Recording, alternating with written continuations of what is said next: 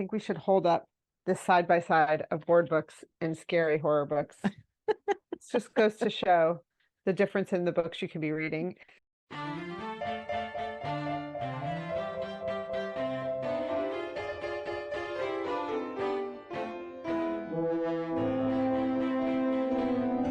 Hi, everyone. It's the Book Cougars, two middle-aged women on the hunt for a good read. I'm Emily. And I'm Chris. And happy Friday, everyone. Yahoo! Woohoo! Thank goodness. Do weekdays mean anything to you? Sometimes they don't to us because our schedules are all over the place. But I know Friday, I don't know. Even when I work on the weekends, I feel like Friday still has a special vibe to it. Yeah, especially Friday night. There's something about it. I too feel the same way. I think for years it was just like, Friday night, and I've worked weekends for years, but I don't know. There's something about it. Probably for me, it did have to do with school schedules and all of that, Yeah. Anyway, we digress as always. But we do. We have a buddy read. Yes. This is James Benn's next entry in his Billy Boyle World War II mystery series, The Phantom Patrol. We believe it's the 19th book in the series. And this one is about art, isn't it? Doesn't it have a whole art theme where they're going after art that's been stolen from France, I believe, by the Nazis? I'm not sure. No? I don't know. Okay. Well, that's why, we haven't read it yet. Yes, sympathy. Yes, it's dealing with Nazi sympathizers known to be smuggling stolen artwork out of France. Yes. Yeah. So I'm really excited to read this one. And in the more exciting news, we're going to be talking to James on an upcoming episode of the podcast and live and in person on September 19th, 6 o'clock at the Mystic No Ink Library in Mystic, Connecticut, in partnership with Bank Square Books, we should say. It's their event. This event is prior to the book's release, and they will be selling the books early there. So if you are local to the area and don't want to wait for release day, come on out to Mystic No Ink Library and get yourself a signed copy. Signed copy early. It's very exciting. Totally. And he was a librarian, right? So it seems fitting to be, having a conversation in a library with him as well. Yes, absolutely. Yeah, okay. So super excited. Really looking forward to reconnecting with James in person.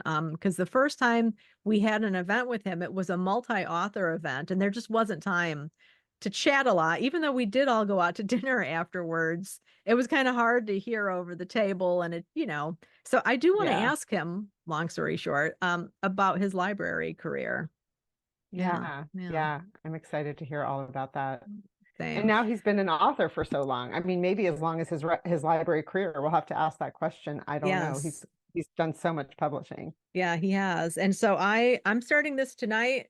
I just finished grocery shopping. I got a brand new bag of potato chips. So I'm going to be on the couch with this and my chips. Right on. Well earned. And you have some exciting show and tell, right? I do have some show and tell. So, and I don't remember where I got this index card. It's a card catalog index card back in the day when card catalogs were used at libraries. And I think it was from the Sterling Library because they took out all their card catalogs, but in one area they kind of cut them and they have them on a wall as decor, but you can still open the drawers.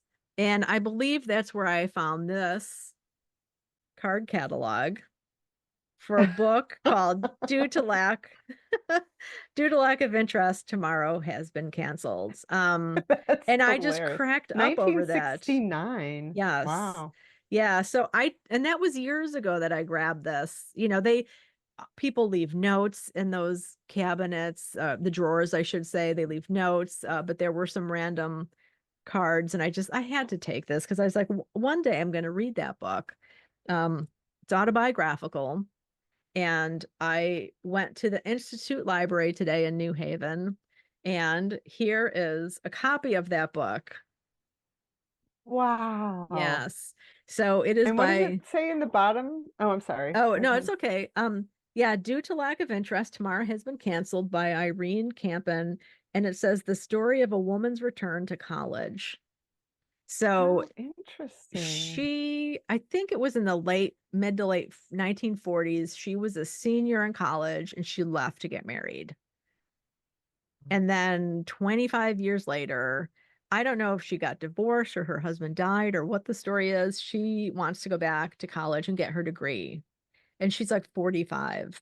And it's in the 60s, which, there were older people going to college, but they weren't as common as today, probably. Yeah. And Yeah. it's at the University of Wisconsin, a 4-year institution, and I read the first page when I was there today, and I am looking forward to this very much. I am probably going to read it after the Phantom Patrol, but we'll see. I have so many books I want to read. I'm in that position again, but I'm like, don't start too many at one time, Yeah. because then that's when I don't read anything. Yeah. Yeah. Yeah. Overwhelm. Yeah, I Yeah. know. Or I'm not sure if it's that or it's like you can't concentrate. That's kind of what Yeah. happens to me. I can't. And then I Yeah. get kind of paralyzed a little bit. Yeah. Yeah. So, and this, what I love about the Institute Library, and this is something that older libraries used to do. You see this little cutout? It's a little Mm-hmm. cutout review. And librarians used to do that, particularly when books didn't have jacket covers. So you really didn't know what a book was about. So librarians got in the habit of putting these little reviews, and I just want to read this review. It says, the humorous adventures of the author when she returned to the University of Wisconsin at 45 to complete her college education and finds that she needs a letter from her mother to live off campus, that she must have a magic marker, and that she is the only student who blushes at lectures on sex. So And do you think that was written by a librarian? Like, is that what they would do? The librarians would write those little oh reviews no, and put these them in little there? reviews were usually from a magazine or sometimes the Oh, okay. newspaper. Okay. This one looks like it has the slicker paper. It's not a news print. But yeah, so wherever, the book reviews, wherever they got them from, they would do that. And that's how I found that one book about the librarian that I love so much. Yeah. Gosh, was that just last year? Yeah, I would have Yeah. known that it was about a librarian in small town Illinois. And I Right. Without reading that little, yeah. it's like a longer blurb almost. That's Hmm. really cool. Yeah. Yeah. Yeah, and Well, so hold on. I need to put Nina's pacifier in her mouth. Hold okay. on. Yeah, so Emily's still up in Michigan and baby Nina is there next to her, And it's very chilling. appropriate. Yeah, because I want to talk about these two board books that she was given as a gift for when Rachel had a baby shower at her work. Nice. Look at I'll hold them up a that. little bit closer. They're by the same woman, and they're from this um, press called Flower Pot Press, which says planting the seeds that help young minds grow. It's a Canadian Hmm. press. And they're all a celebration of mindfulness, which I just found so sweet. And I read both of these to her yesterday. The author is Katie Wilson, and she's both does the writing and the illustrating. And I think the illustrations are so sweet, and they're really inclusive. And just a few words on each page, and it really is about mindfulness. Believe this one's about believing in yourself, Hmm. and then this one is called I Am, and it's, like I am all of these wonderful things. I'm just in love with them. I've read them to her so many times. I think I'm obviously enjoying them a little more than Yeah. her at this point. And there's a whole series. So these are just two in this series. But if you're looking for a gift for somebody or have a grandchild or, want to make a donation to a little free library or something, I highly recommend you look for these. Flower Pot Press Nice. is, and it's a really really sweet little series. I think another one of them is called Joy, and I did look up all of them, but I don't remember the names because I will probably be buying her the rest of the books in the series. Nice. That's awesome. Wonderful. And how nice Yeah. for you to have new kids' books to read and not, Yeah. I mean, I know who gets bored of The Hungry Caterpillar? No one, but Yes. like you said, you've practically memorized some of those books from when your kids were babies. Oh, definitely. And these were just published in one was 21 and one was 24. So they are very new, or Well, 23, I think it was. But yeah, I mean, the funny thing about things like The Very Hungry Caterpillar is when my kids were little, we just had the original. Now, The Very Hungry Caterpillar is on lots of other adventures.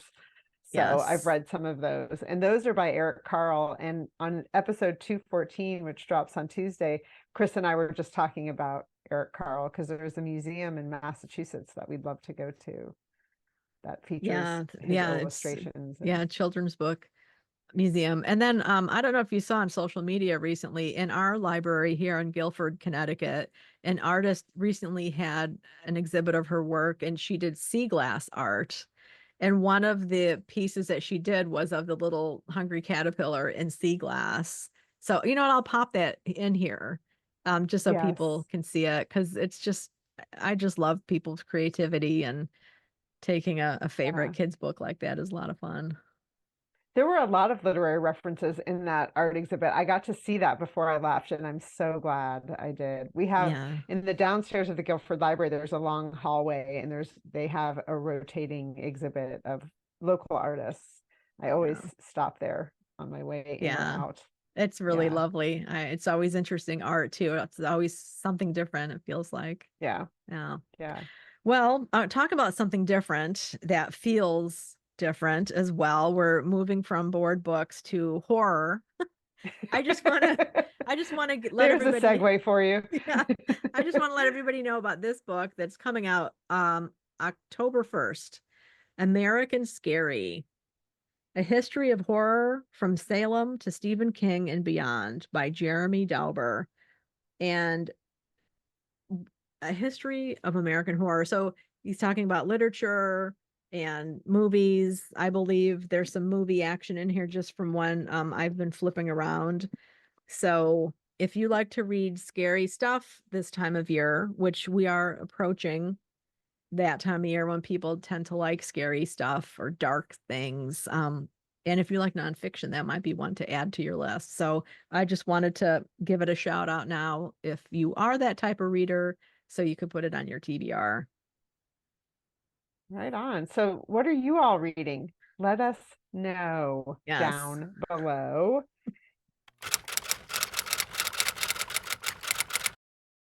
And don't forget about that event, September 19th. It's free, but you do need to RSVP. We'll put a link for that down below as well.